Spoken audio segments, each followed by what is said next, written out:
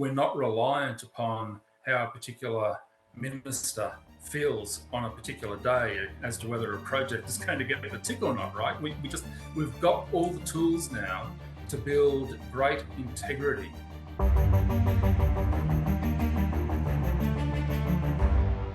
You said back in July, if we do not secure these reforms in this term of Parliament, then neither net zero or global biodiversity framework commitments will retain a shred of credibility. Now that it's done, is that credibility retained? Oh, it's more than retained. I think we have reason to be very confident that Australia will meet both of those targets.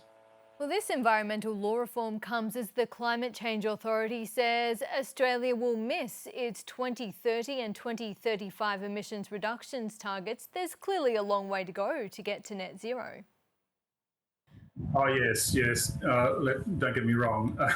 There's a hell of a lot of work to be done. The reason that I feel so confident now, or feel more confident, is that with these reforms, the Australian Parliament has demonstrated that it is functioning, that it's functioning as it should, that it is capable of passing landmark pieces of legislation in the interests of future generations. That is, of course, what Parliament should seek to do, but often it proves too difficult for them for a variety of reasons, mainly to do with party politics, sometimes to do with personalities, sometimes to do with culture wars. But here we are, the Australian Parliament has stepped up to the plate, or is stepping up to the plate today, and it's passing a set of laws that will truly make a difference and will hand an outstanding bequest to future generations of Australians. That's why I have renewed confidence.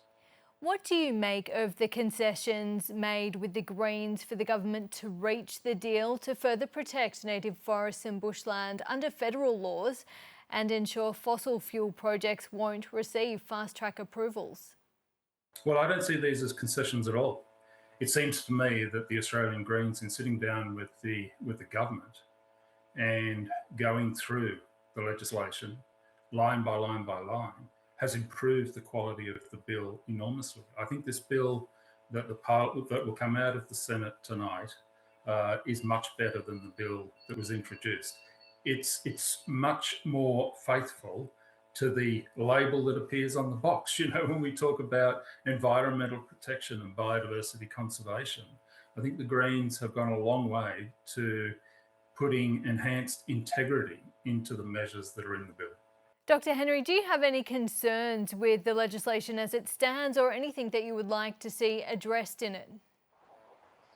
Not really concerns, just an acknowledgement, a realisation that there's an awfully large amount of work yet to be done. We have the building blocks, the various components that are going to be needed to protect Australia's environment whilst expediting assessment processes and ensuring a sound basis for productivity enhancement in Australia. We have the building blocks, but a lot of work has to be done now going ahead. So the national environmental standards have to be developed in collaboration with stakeholders. We have to have regional agreements developed with various levels of government and with the First Nations custodians of land. There's a lot of work that's going to be required there. We have to have unacceptable impacts defined clearly for each of the various matters of national environmental significance. We have to have the details sorted out, which would allow the Commonwealth Government to accredit state governments to exercise Commonwealth powers under the EPBC Act, and a lot more stuff. So there's a lot that actually has to be done. But this Act, when it comes out of the Senate, will contain all of those various building blocks that will facilitate the rest of that work. Of the few groups that have raised concerns, they're the Farmers Federation and the forestry industry. Do you think there is any validity to their concerns around land clearing and protections? Well, I can understand the concerns, right? Because nobody wants to have any restrictions on the way in which they use their land.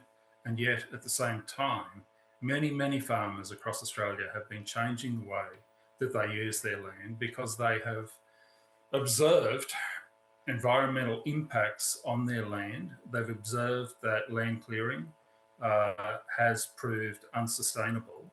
And what this legislation does is it steps back and it says, well, there will be some places in which the environmental or the risk to the environment is of such significance that we need to apply heightened standards to the practices that are allowed. And I think generally people will understand and will accept that that is the case.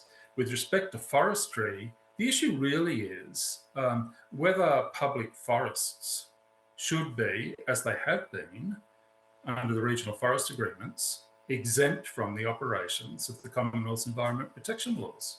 Now, to me, that never made sense. Now, I don't know how you can argue that it makes sense to have our forests, which are the most biodiverse parts of the nation that we have left, to have them exempt under a separate piece of legislation, exempt from the operation of the Commonwealth's environmental laws.